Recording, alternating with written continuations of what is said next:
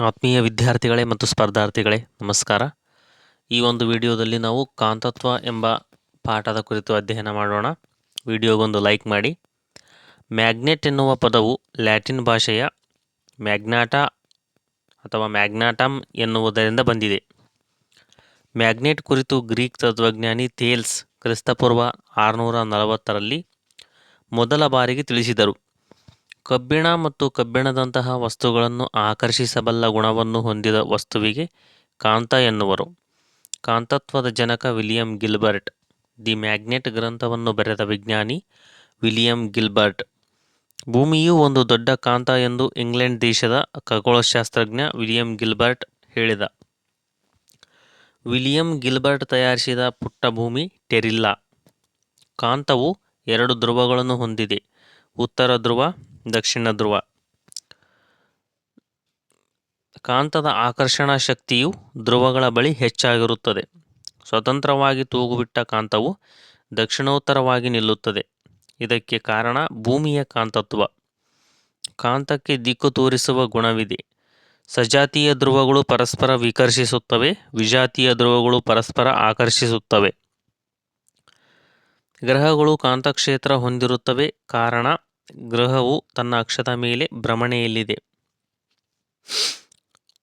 ಕಾಂತಕ್ಷೇತ್ರವನ್ನು ಊಹಾರೇಖೆಗಳ ಮೂಲಕ ಸೂಚಿಸುತ್ತಾರೆ. ಈ ರೇಖೆಗಳನ್ನು ಕಾಂತೀಯ ಬಲರೇಖೆಗಳು ಎನ್ನುವರು. ಕಾಂತೀಯ ಬಲರೇಖೆಗಳು ಉತ್ತರ ಧ್ರುವದಿಂದ ದಕ್ಷಿಣ ಧ್ರುವದ ಕಡೆಗೆ ಮೂಡುತ್ತವೆ. ಇವು ಒಂದನ್ನೊಂದು ಛೇದಿಸುವುದಿಲ್ಲ, ದೂರ ತಳ್ಳುತ್ತವೆ. ಕಾಂತದಲ್ಲಿ ಮುಖ್ಯವಾಗಿ 2 ವಿಧಗಳಿವೆ: ನೈಸರ್ಗಿಕ ಕಾಂತ, ಕೃತಕ ಕಾಂತ. ನಿಸರ್ಗದಲ್ಲಿ ಮುಕ್ತವಾಗಿ ದೊರಕುವ ಮ್ಯಾಗ್ನೆಟೈಟ್ ಎಂಬ ಕಬ್ಬಿಣದ ಅದಿರನ್ನು ನೈಸರ್ಗಿಕ ಕಾಂತ ಎನ್ನುವರು.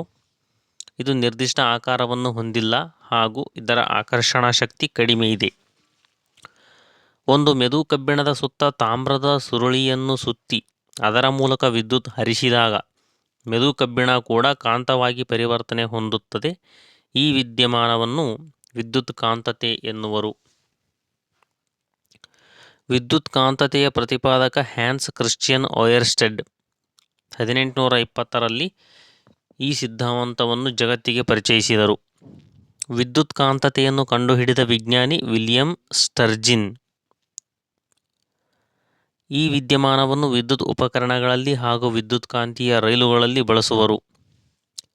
ಕಾಂತದ ಆಕರ್ಷಣಾ ಶಕ್ತಿಯನ್ನು ಆಧಾರವಾಗಿಟ್ಟುಕೊಂಡು ವಸ್ತುಗಳನ್ನು 2 ವಿಧಗಳಾಗಿ ವಿಂಗಡಿಸಲಾಗಿದೆ: ಕಾಂತೀಯ ವಸ್ತುಗಳು ಮತ್ತು ಅಕಾಂತೀಯ ವಸ್ತುಗಳು. ಕಾಂತದ ಆಕರ್ಷಣೆಗೆ ಒಳಗಾಗುವ ವಸ್ತುಗಳನ್ನು ಕಾಂತೀಯ ವಸ್ತುಗಳು ಎನ್ನುವರು. ಇದರಲ್ಲಿ 3 ವಿಧಗಳು: ಡಯಾಕಾಂತೀಯ, ಪ್ಯಾರಾಕಾಂತೀಯ, ಫೆರ್ರೋಕಾಂತೀಯ. ಡಯಾಕಾಂತೀಯ ವಸ್ತುಗಳು ಪ್ರಬಲ ಕಾಂತಕ್ಷೇತ್ರದಲ್ಲಿ ಇಟ್ಟಾಗ ಕಾಂತತ್ವವನ್ನು ಪ್ರದರ್ಶಿಸುತ್ತವೆ ಹಾಗೂ ಅದರ ಸಂಪರ್ಕ ಮುರಿದಾಗ ತನ್ನ ನೈಜ ಸ್ಥಿತಿಗೆ ಹಿಂದಿರುಗುತ್ತವೆ. ಉದಾಹರಣೆ: ಆಂಟಿಮನಿ, ಬಿಸ್ಮತ್, ಸೀಸ, ಬೆಂಜೀನ್, ನೀರು, ಚಿನ್ನ. ರೈಲ್ವೆ ಗಾಲಿಗಳ ತಯಾರಿಕೆಯಲ್ಲಿ ಬಳಸುತ್ತಾರೆ. ಪ್ಯಾರಾಕಾಂತೀಯ ವಸ್ತುಗಳು. ಪ್ಯಾರಾಕಾಂತೀಯ ವಸ್ತುಗಳು ಡಯಾಕಾಂತೀಯ ವಸ್ತುಗಳ ಸ್ವಭಾವವನ್ನು ಹೋಲುತ್ತವೆ, ಆದರೆ ಅವುಗಳಿಗಿಂತ ಸ್ವಲ್ಪ ಹೆಚ್ಚಿನ ಪ್ರಮಾಣದ ಶಕ್ತಿಯನ್ನು ಪ್ರದರ್ಶಿಸುತ್ತವೆ. ಉದಾಹರಣೆ: ಅಲ್ಯೂಮಿನಿಯಂ, ಪ್ಲಾಟಿನಂ, ಟಂಗಸ್ಟನ್, ಆಮ್ಲಜನಕ, ಕ್ರೋಮಿಯಂ, ತಾಮ್ರದ ಸಲ್ಫೇಟ್, ಮ್ಯಾಂಗನೀಸ್ ಇತ್ಯಾದಿ. ಪಾತ್ರೆಗಳು, ವಿದ್ಯುತ್ ಬಲ್ಬುಗಳು, ಒಡವೆಗಳ ತಯಾರಿಕೆಯಲ್ಲಿ ಬಳಸುತ್ತಾರೆ. ಡಿಸ್ಪ್ಲೇ ಸಂಪರ್ಕ ವ್ಯವಸ್ಥೆಯಲ್ಲಿ ಬಳಸುತ್ತಾರೆ. ಫೆರ್ರೋಕಾಂತೀಯ ವಸ್ತುಗಳು.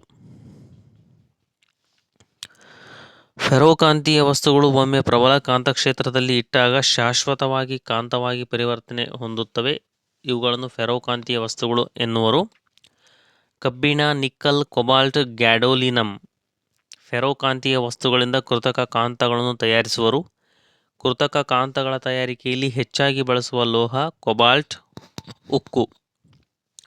ಅಕಾಂತೀಯ ವಸ್ತುಗಳು. ಕಾಂತದ ಆಕರ್ಷಣೆಗೆ ಒಳಗಾಗದ ವಸ್ತುಗಳನ್ನು ಅಕಾಂತೀಯ ವಸ್ತುಗಳು ಎನ್ನುವರು. ರಬ್ಬರ್, ಗಾಜು, ಪ್ಲಾಸ್ಟಿಕ್. ಅಣುಗಳು ವಿಚಲನೆ ಹೊಂದಿದಾಗ ಕಾಂತವು ತನ್ನ ಗುಣಗಳನ್ನು ಕಳೆದುಕೊಳ್ಳುತ್ತದೆ. ಇದನ್ನು ಕಾಂತತ್ವದ ನಷ್ಟತೆ ಎನ್ನುವರು. ಅಣುಗಳು ವಿಚಲನೆಗೆ ಮುಖ್ಯ ಕಾರಣ ಕಾಯಿಸಿದಾಗ, ಎತ್ತರದ ಪ್ರದೇಶದಿಂದ ಕೆಳಗೆ ಬೀಳಿಸಿದಾಗ, ಸುತ್ತಿಗೆಯಿಂದ ಬಡಿದಾಗ ಕಾಂತವು ನಷ್ಟಗೊಳ್ಳುತ್ತದೆ. ಯಾಂತ್ರಿಕ ಶಕ್ತಿಯನ್ನು ವಿದ್ಯುತ್ ಶಕ್ತಿಯಾಗಿ ಪರಿವರ್ತಿಸುವ ಸಾಧನವೇ ಡೈನಮೋ. ಆವಿಷ್ಕಾರ ಮೈಕಲ್ ಫ್ಯಾರಡೆ. ವಾಹನಗಳಲ್ಲಿ ಬಳಸುವರು. ವಿದ್ಯುತ್ ಶಕ್ತಿಯನ್ನು ಯಾಂತ್ರಿಕ ಶಕ್ತಿಯಾಗಿ ಪರಿವರ್ತಿಸುವ ಸಾಧನ ಮೋಟಾರ್. ಇದನ್ನು ವಿದ್ಯುತ್ ಫ್ಯಾನ್ಗಳು, ಬಟ್ಟೆ ಗಿರಣಿಗಳು, ನೀರೆತ್ತುವ ಮೋಟಾರ್ಗಳು, ಮಿಕ್ಸರ್ಗಳು, ವಿದ್ಯುತ್ ಕರೆಗಂಟೆಗಳಲ್ಲಿ ಬಳಸುವರು. ಕಾಂತದ ಬಳಕೆ ದಿಕ್ಸೂಚಿಯಲ್ಲಿ ಬಳಸುವರು. ಇದನ್ನು ಭೌಗೋಳಿಕ ದಿಕ್ಕುಗಳನ್ನು ತಿಳಿಸಲು ಬಳಸುವರು. ಚೀನಾ ದೇಶದ ಝೆಂಗ್ ಹಿ ಎಂಬುವರು ದಿಕ್ಕುಗಳನ್ನು ತಿಳಿಯಲು ದಿಕ್ಸೂಚಿಯನ್ನು ಬಳಸಿದ ಮೊದಲಿಗ. 1405ರಿಂದ 33ರವರೆಗೆ 7 ಸಮುದ್ರಗಳನ್ನು ಪ್ರಯಾಣ ಮಾಡಿದವನು ಝೆಂಗ್ ಹಿ. ರೆಫ್ರಿಜರೇಟರ್ಗಳ ಬಾಗಿಲುಗಳನ್ನು ಮುಚ್ಚಲು ಕಾಂತ ಬಳಸುವರು. ವೈದ್ಯಕೀಯ ಲೋಕದಲ್ಲಿ ಯಾವುದೇ ಔಷಧಿಗಳಿಲ್ಲದೆ ನೋವಿನ ನಿರ್ವಹಣೆಗಾಗಿ ಅಯಸ್ಕಾಂತದ ಚಿಕಿತ್ಸೆಯಲ್ಲಿ ಬಳಸುವರು. ಅಯಸ್ಕಾಂತಗಳು ಮಾನವನ ದೇಹದ ನರಗಳನ್ನು ಉತ್ತೇಜಿಸುತ್ತವೆ, ರಕ್ತ ಪರಿಚಲನೆಯನ್ನು ಹೆಚ್ಚಿಸುತ್ತವೆ. ಸಂಧಿವಾತ, ಸ್ಪಾಂಡಿಲೈಟಿಸ್ ಮತ್ತು ನರಮಂಡಲದ ಸಮಸ್ಯೆಗಳನ್ನು ಗುಣಪಡಿಸಲು ಅಯಸ್ಕಾಂತವನ್ನು ಬಳಸುವರು. ರೈಲುಗಳಲ್ಲಿ ಬಳಸುವರು. ವಿಕರ್ಷಣಾ ಶಕ್ತಿಯ ಮೇಲೆ ಕೆಲಸ ಮಾಡುತ್ತದೆ. ಕಂಪ್ಯೂಟರ್ಗಳಲ್ಲಿ ಮಾಹಿತಿ ಸಂಗ್ರಹಿಸಲು. MRI ಸ್ಕ್ಯಾನಿಂಗ್, ಮ್ಯಾಗ್ನೆಟಿಕ್ ರೆಸೊನೆನ್ಸ್ ಇಮೇಜಿಂಗ್ಗಳಲ್ಲಿ, ಮ್ಯಾಗ್ಲೆವ್ ಟ್ರೈನ್ಗಳ ತಯಾರಿಕೆಯಲ್ಲಿ, ವಿದ್ಯುತ್ ಕರೆಗಂಟೆಗಳಲ್ಲಿ, ಧ್ವನಿವರ್ಧಕಗಳ ತಯಾರಿಕೆಯಲ್ಲಿ, ಟಿವಿ ಮತ್ತು ರೇಡಿಯೋಗಳಲ್ಲಿ ಬಳಸುವರು. ಡೈನಮೋ ಮತ್ತು ಮೋಟಾರ್ಗಳ ತಯಾರಿಕೆಯಲ್ಲಿಯೂ ಬಳಸುವರು. ಮ್ಯಾಗ್ಲೆವ್ ಟ್ರೈನ್ ಕಂಡುಹಿಡಿದ ವಿಜ್ಞಾನಿ ಎರಿಕ್ ಲೈತ್ವೈಟ್. ತತ್ವ ಕಾಂತದ ವಿಕರ್ಷಣಾ ತತ್ವ. ನಿಯಮ ಫ್ಯಾರಡೆಯ ನಿಯಮ. ಕಾಂತದ ಆಕೃತಿಗಳು ಕುದುರೆಲಾಳಾಕೃತಿ, ಸಿಲಿಂಡರಾಕೃತಿ, ದುಂಡಾಕೃತಿ. ಗಿಲ್ಬರ್ಟ್ ಮೊಟ್ಟಮೊದಲಿಗೆ ಎಲೆಕ್ಟ್ರಿಸಿಟಿ ಎಂಬ ಪದವನ್ನು ಬಳಸಿದ. ಇದಿಷ್ಟು ಕಾಂತದ ಬಗ್ಗೆ ಮಾಹಿತಿ. ಈ ಒಂದು ಭೌತಶಾಸ್ತ್ರದ ಅಧ್ಯಾಯ ಸ್ಪರ್ಧಾತ್ಮಕ ಪರೀಕ್ಷೆಗೂ ಮತ್ತು ನಿತ್ಯದ ಜೀವನದ ಅನ್ವಯಿಕೆಗಾಗಿ ಅತಿ ಅವಶ್ಯಕವಾಗಿರುವುದರಿಂದ ಇದನ್ನು ಅಧ್ಯಯನ ಮಾಡೋದು ಅವಶ್ಯಕವಾಗಿದೆ.